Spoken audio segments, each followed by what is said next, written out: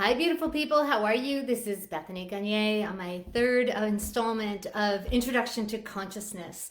For those of you who don't know me, I'm a consciousness researcher. I'm a meditation researcher. I've written a couple books on consciousness, become a consciousness athlete, and dealing with difficult people for spiritual people. Because there's definitely an edge to that on how do we manage the challenges in our lives as spiritual people, and what kind of additional dimensionality does that add to the conflicts that we face? Those are exactly the questions that I'm gonna talk about today. Essentially, the punchline of today is going to be become intolerant of feeling miserable, and we'll talk more about that.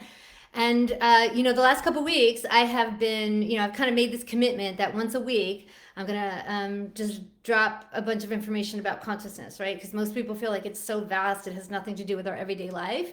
And what happens is when you start to get it, that you're this that you go on beyond this life, it offers you different opportunities that you don't have when you're just walking around thinking like that you're just this meat suit kind of thing.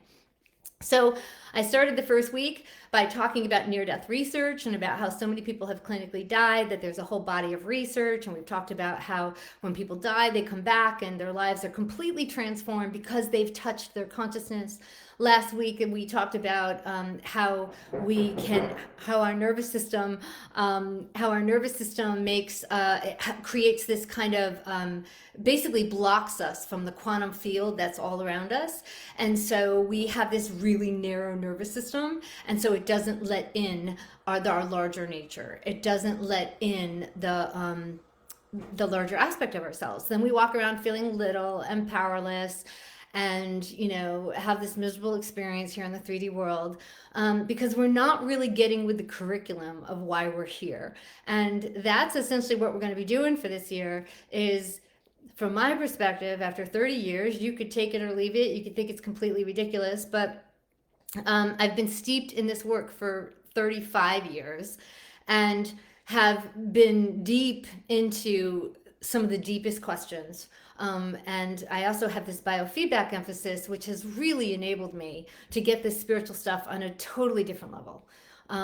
So I see the nervous system as a gateway into consciousness, right? So how do we tweak the nervous system to ride the wave, so to speak, to the other side? Because this idea is, if we're living on both sides of the veil, there's way more options to us. So I talked last time about watching near-death, the people share their near-death experiences, practice your own consciousness lifting as you listen to them. Most of them are great. Every now and then you get a bummer one, but most of the time when you listen to a near-death journey, your consciousness will track with that person and lift, okay?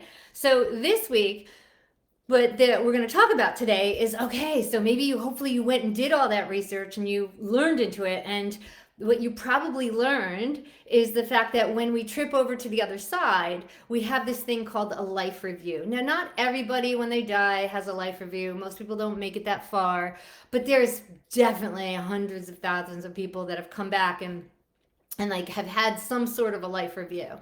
Now, a life review is when you kind of when you pop out of your body, you start to review the life that you just came from. And the difference about the review process is the fact that you're not just reviewing it from your perspective. You're actually, because you're in oneness consciousness, big thing we're going to talk about this year, you're in oneness consciousness, you know at that point that you're part of something far larger. And you are so much part of something so much larger that you not only review your own life from your own perspective, but from the people around you. Right? So you're not only feeling your own emotional reactions, your own stuff, but you're feeling, how did you influence the people around you? And that's part of the reason why when people come back, they come back with such new information, such a deeper understanding of the human experience, such a deeper understanding of relationships. And very often people who were, quote, bad people often will turn their lives around, right? People who were living really unscrupulous lives or things like that, like they had this kind of view as far as like what things are really looking like, and they start to change their ways, right? A great book on this is Danny and Brinkley. Great guy. He basically had a couple, he was not the, kind of the most upstanding citizen, and he had some near-death experiences, multiple, and came back and completely changed his life. And now he has helped a lot of veterans transition over to the other side. Okay, so this whole life review, right? So this week, what we're going to do is we're going to start thinking about our lives from our life review. Now, what are we doing in this process? I'm actually working in a situation with you, hopefully in a fun way, where you're going to start getting detachment from your life. You're going to start kind of getting stopped so steeped into it that you're going to be able to get some perspective out of it from a very healing place, and then you'll see everything a little bit differently. So this is why I often say, now here's the punchline. Now, many people, you probably have seen or heard this if you did some research, but very often what happens is when people take their last breath and they trip over to the other side, what happens is they often see that all of their challenges were perfect, like so exquisitely perfect for the evolvement of their soul.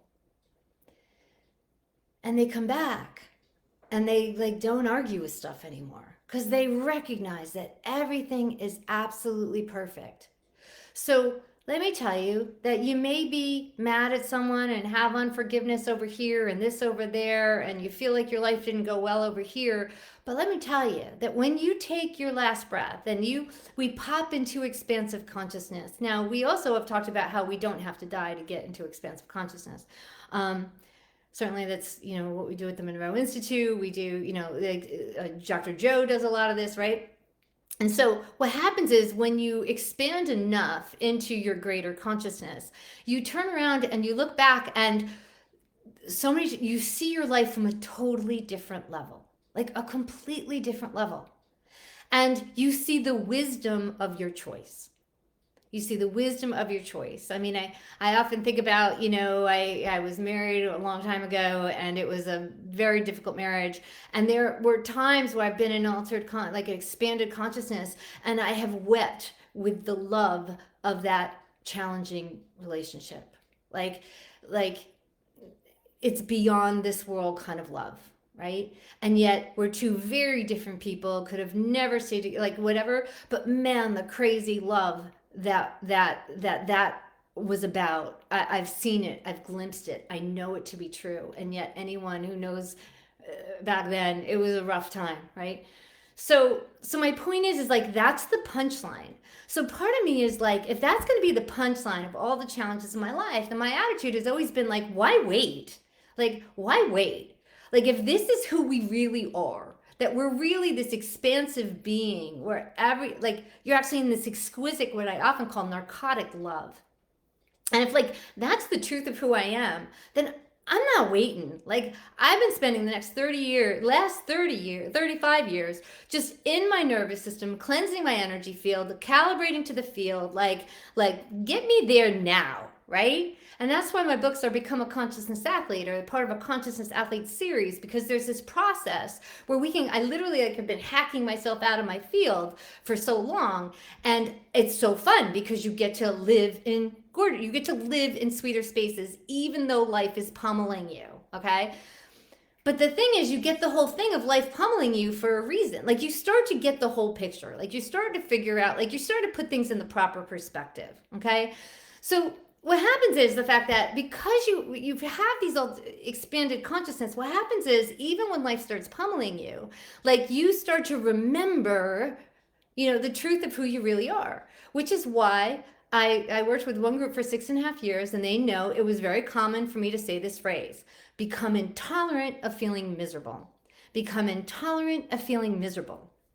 The reason why is because that misery is actually our egos. It's actually our dense selves. It's actually the portion of us that's seeing from this really myopic, teeny tiny little nervous system that's only letting in 0.00001% of the reality around us, not even 1% of the reality around us. And we're sitting here all like upset about how things aren't going our way in this world. Because we're just not understanding the grander picture. Like, we're not understanding the bigger story of why we're here. Now, this is where I'm going to suggest something. You may or may not like it or not. I'm just saying, to me, this is as good of a definition, explanation than anything else I've heard out there. Okay? So my understanding is, after studying all these spiritual texts for so many years, is like, this is the punchline. I feel like for all spiritual paths, the punchline is the idea that we're here, and the game that we're playing here is to play this game of divine wake up. Okay? It's this game where we're these infinite people, we handicap ourselves as an infant with this really teeny tiny limited nervous system. We put ourselves in trust of these incredibly flawed people, and then we raise our nervous system with this limitation everywhere, right? And then we can't, then we get older, we can't remember like that we're actually these infinite beings, okay? So the idea is, the game here, the spiritual game here seems to be for us to get clear enough to start remembering that we live on both sides of the veil. And it happens that the more you clean your energy field, the more you kind of move your nervous system very skillfully, the more you're starting to go, okay, I remember to hold this world really lightly. And I remember that challenge in my path, that obstacle in the path is my path. Okay? The obstacle in your path is your path. I'll give you part of a step into this, to your own nervous system. So I want you to scan your body head to toe, become aware of your body in space, and think about that one thing that you feel like your life would be great if it wasn't for that one thing, okay? Scan your body head to toe. Where is that one thing in your body? Where in your body do you clutch, grip, or grasp, right? The reason why I'm saying that is because that place that you clutch, grip, or grasp is exactly where you are literally like blocking the quantum field. You're blocking infinite love. And that there is your path to the other side. Because basically, if you really wanted to live in the fullness all the time, you wouldn't have any blocks between you and the other side. Because infinite love is on the other side of these blocks. Understand that the way disease works is the fact that it becomes a density in your field. It gets more and more dense until it gets to the physical body, okay? So the idea is that, like, if you find that place, that snag, the thing that you go, oh, if it wasn't just this, I'd be, feeling great or whatever. How can you live this world and not have that snag your energy? How can you live this world? And I know, and I'm not going to tell you that this is easy. I know we say this stuff is simple, but it's not easy. But the idea is that, I guess all these years I was such an energy sensitive that for me, I feel those blocks like a pebble in my shoe, right? There's this part of me saying, I got to get that pebble out of my shoe. Like it's blocking me from the divine. It's blocking me from love. Like I've got to fix this, And that's really what I've done for the last few decades. And so what happens is so I just start hacking out.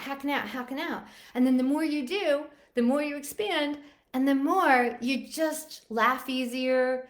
You hold this world a whole lot more lightly. You recognize that this thing in your path, there's nowhere else in the universe you should be. You're exactly where you're supposed to be, and this is exactly what you're supposed to be working against. And basically, if you had a feathered path or a feathered nest, then you wouldn't be trying to get out of it, right? If everything was rainbows and unicorns and lollipops and all good stuff, right? You would never, ever, ever ask big questions, because you would just keep getting locked. You just get so enamored with this world that you would never jump up. Right? You would never pop out. You would never start to ask the bigger questions. And the thing is, and I know the ego doesn't like to hear this, but the thing is that's my understanding of why we're here. We're here. The hardships come along. Remember last week I was talking about how we're going to use our wounding to wake up. Because the wounding is what makes you, it puts a dent in your ego. It puts a dent in your being so full of yourself. To basically make you a little bit more teachable and workable with this divine love. Now, the good news is once you get the hang of all this and you start to get it, that the wound, the obstacle is the path, the wound is your gateway, then on the other side of your wound is infinite love. on the other side of your wound is freedom, right? Um, then you start to go, oh, okay, I get it. And then you're starting to dance between the worlds. You're starting to hold this world more lightly so that you're not carrying it all. So a couple things I'm going to recommend that you do this week. One is the fact that if you do, scan your body, that thing that kind of you feel like holds you back, I want you to imagine taking it out of your energy field. Just imagine, sometimes you even just grab something and tell people, throw it in a divine fire. Okay, so imagine that there's this purification fire going on, and if there's anything that is keeping you from infinite love, just take it and imagine just throwing it in the fire. Super fun. It feels good. Like sometimes you're like, oh, take this, take this, take this. I think it was Meister Eckhart that said, was it Meister Eckhart? He talks about how spirituality is more a path of subtraction than addition. It's a path of subtraction, not addition. Okay, so Course in Miracles puts it this way. Course in Miracles says, you can't teach love. You cannot teach love because love is who we are. So you can't teach something that you already are. But what the Course in Miracles does endeavor to do is to teach us to remove the barriers to love. See, no one taught us this, that deep down we're actually this infinite, narcotic, blissful love. Okay, who taught us that? Right? We're constantly being told in the media, this is wrong with us, that's wrong with us, blah, blah, blah. You're not good enough here. Everybody has their expectations of you. You're not good enough here. You don't have enough this. You don't have enough that. All this, that's all 3D world. But man, you start swimming in your own essential being, right? And you get it that love is the yummy love place is who you are. Like, why would you want to be anywhere else, right? Why would you want to be anywhere else? So this idea, so this week, I digress, pop out. So this week, something comes along, just humor me. I know you probably think I'm just crazy nuts until you try this stuff. Then later on, people go, oh my God, that woman knew stuff. Try this. Just imagine taking anything and throwing it into the field and say, I'm going to become intolerant of feeling miserable. Yes, this is in my life, but I don't want it impacting my spirit, right? And so you throw it in the divine fire, let it be purified, and then you practice holding it lightly. Holding it lightly, because the punchline is when you take your last breath, you're going to leave your body, and it's going to seem, that big thing that you've got so big is going to seem so far away from you. And you're going to see it from such a big vantage point. Why make it ruin your life now, right? I get it. Some of us are dealing with real high challenges, especially if you're going through a period of losing someone or whatever. But just play with me on this. Just play, right? Just practice. And there is a loving intelligence that will help you walk through these things and will nurture and nourish your spirit. Always put it out there that you want the highest and best for all concerned. So when you throw it in that fire, you're doing it out of love, okay? Doing it out of love. And you're just asking for the highest and best for all concerned. Right? That everybody feels more comfortable in their own skin. Everybody's more calibrated to the love that's within them. Right? So it's a discipline. Become intolerant of feeling miserable. How am I doing on time? Yeah, I guess I stop. And I want you to remember that as you're going through challenging things, that this is the truth of who you are. Every week, I'm going to be hammering this point home. Okay? I want you to have fun with it.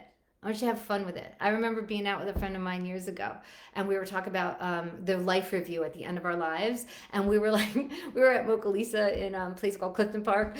And we were at Mocalisa, and we started waving to ourselves. We're sitting at the table having a cup of coffee, and we're like, hi, us, when we were talking about having a life review and how we're going to turn back and see ourselves in our life view in that moment, talking about life reviews, right? So it can get a little trippy, but I'm doing that on purpose. I want you to get that detachment, to start getting that this whole world is not the whole thing. There's way more love to be had, way more gorgeousness to feel, and we're gonna start tripping and do it a whole lot more. Okay, so I just want to finish that. So this week, throw stuff in the divine fire. The obstacle is the path. Find it in your body, take it out, and become intolerant of feeling miserable. I'm gonna start putting a little a little space between you and your misery. Okay, if you got it, maybe you don't, and you're doing great. That's good. Um, okay. So now the other thing, I just want to say a couple things. Again, thank you, thank you, thank you for the people writing supportive comments. Again, long story on why I wasn't online for years, but I really appreciate your comments. At this point I don't have much time to respond, so I just want to say to a couple people. Shanti, thank you for that comment about just the nervous system. And right, it's this idea, if we can understand our nervous system, then we can just stop being so hard on ourselves. If you just really understand the nervous system, and to help us manage our spiritual path. Susan, I think you mentioned something about other venues. Yes, absolutely. I'm thinking this week I might actually get to another kind of streaming service, because I'm going to have to go to it, share, like, not only Facebook, but other places. You could go to YouTube right now to the Resident Peaceful Cities Project to get YouTube videos of these. But the idea is that I'm going to be doing eventually brainwaves. So I've got to show you guys brainwaves, okay? And I'm going to be educating you on your own brainwaves. And then I really appreciated how some people were putting in their own near-death. Brian, thank you for sharing about like how you get online and sometimes watch a bunch of near-death stories. Absolutely, totally with you on that. And I like how people are sharing their own experiences, right? Because consciousness is vast. Like, sharing our experiences to help us all remember, like, you remember, like, do you remember who we really are? Like, do you remember that we're really pure love? Like, do you remember? Like, can we remember together, please? And you get a group of people that are working on remembering. And when we used to get together with the Peace Project, I always commented we were the loudest. We'd go out to eat in a restaurant. We were always the loudest people. Here we are, the peace people. You think we're supposed to be quiet and all mindful and all careful. I think we had worked so much on having our hearts released that we'd always be like laughing really hard and sharing lots of stories, and we were always the loudest in the restaurant. So enjoy, become intolerant and feeling miserable. There's gorgeousness within you. Love is who we are, no matter what the challenge is, whatever the conflict is. And I've had plenty of my own, and I'm always in some myself.